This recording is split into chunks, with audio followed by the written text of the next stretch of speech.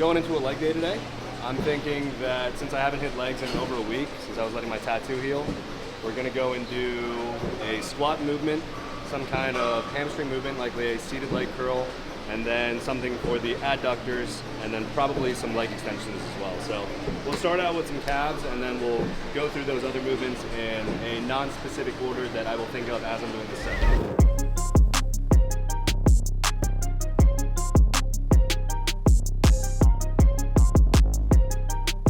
The thing is, like, a lot of people that haven't done the adductor machine that has you flapping your legs like this could see crazy growth within the first couple of months of using that machine, just because they've essentially never trained those muscles in that way, so they would see beginner growth. So you could have been lifting for 2-3 years, but if you've never done that machine, you can see some very rapid leg growth just because you start filling out this muscle in here that would create this nice little sweep on your inner thigh and get that thickness on your leg as a whole, versus having just that straight up and down looking leg that a lot of people have because they've never used that machine. So crucial.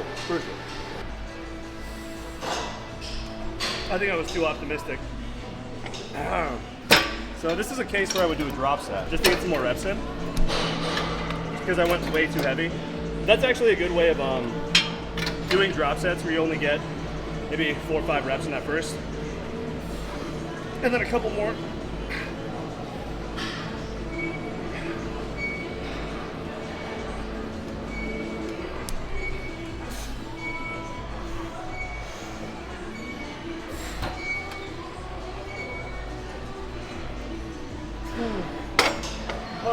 So this is a Filipino dragon that was said to eat the moons. His name is Bakanawa, and he essentially came up from the ocean and ate 6 of the 7 moons, and that's why we have 1 moon. And a lot of Filipino knives and swords have him on like the hilt, or is that the pommel down here, whatever this is. But we put him up towards the top there just because I thought it looked sick eating the moons from that position. Do you have an emotional connection to this moon eater? I mean, it's like a Filipino mythology thing, so I think it's dope. And then also the sword is a Filipino sword too. Well, I didn't even know there was Filipino mythology. Yeah, well, I believe what happened was, like, when the Spanish came and conquered, they replaced that essentially with Catholicism. So, yeah, we lost out on that. A little history lesson. Yeah. Well, I didn't even know that. I believe that's what happened. We don't quote you on it though. Yeah, don't quote me on it.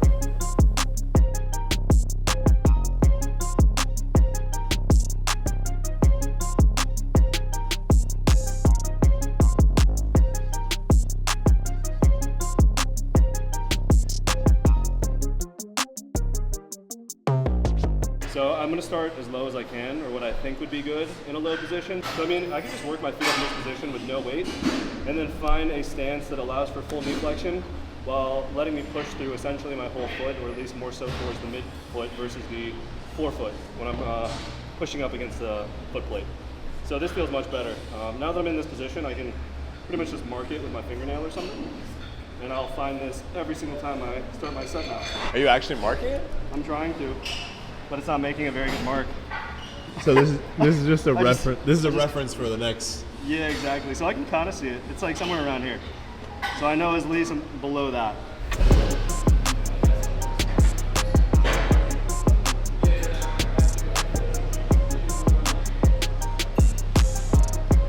Like, there's like a whole camp of people that just don't really care what the exercises are doing for them, so long as they know that it's like within the ballpark of what they want to do. And I feel like you can make really good progress that way. And then there's a whole camp of people who want to know like every little like nuanced detail about what moving 10 degrees either which way is going to do for what muscle is being biased. And in all likelihood, it's probably not going to make that significant of a difference unless you're an extremely advanced trainee. So probably something to keep in mind. It's cool to know, but don't make it, overcomplicated or get paralysis by analysis with your training because of that. So just get a nasty pump. Yeah, just train hard. If you get a pump, most likely you're doing something right. Would you agree to that? Is that a hot take?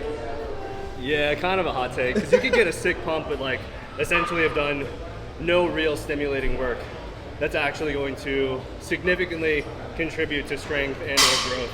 Because like I can get a sick pump, but if I'm nowhere near the, I guess you could say, like conditions that would be necessary to stimulate hypertrophy, meaning like a high level of mechanical tension during that set, then it doesn't really mean much.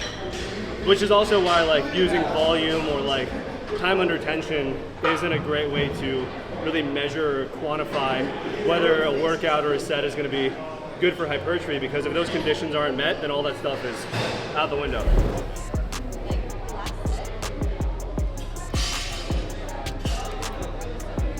You essentially have an extra tentacle. Now how many tentacles? So I have 9, but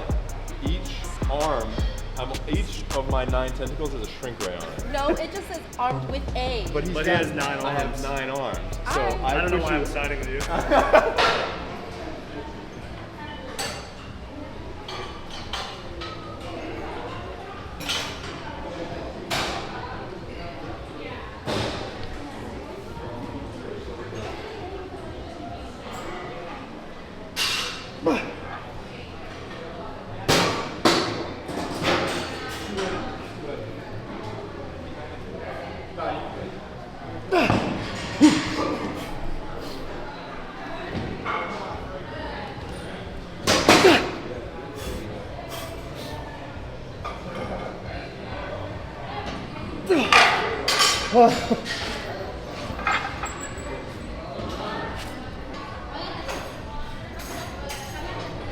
I just was giving it all, and I didn't have anything else to give, you know?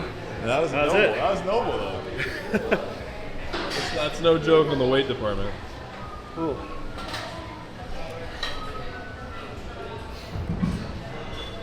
The thing is, though, I'm disappointed with how much I'm able to lift with this. So what? I'm still disappointed with like I know it's because I took some time off of doing this. I think it's been like a couple weeks, but I know I can do that same thing I just did previously with like 5.5 plates. So it's like, it was a good set, but not as good as I've done.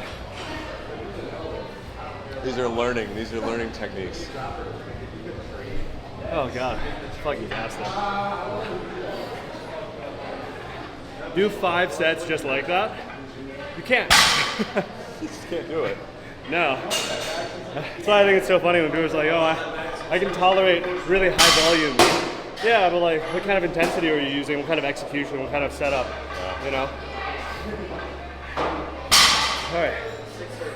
So why did you choose to end with the pendulum?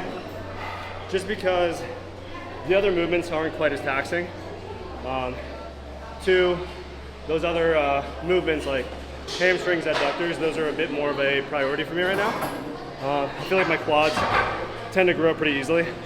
So putting those exercises first means that they will very likely see better growth. So that's how you do it then. You have less fatigue earlier into your workout. Felt good, but it was within expectations, I guess you could say. Because I knew I would be a little bit weaker, so I went into this leg workout knowing that, but I'm always aiming to beat my previous best. So even though I know I'd likely be weaker, I was still trying to ramp up to my previous weights and basing my next working weight set off of my performance on the previous set. So that's a good way to kind of auto-regulate. Feel bad, you can come in. I'm going to Yeah, I'm pretty much done here. Bro, good stuff, man. Let me show you this shot right here.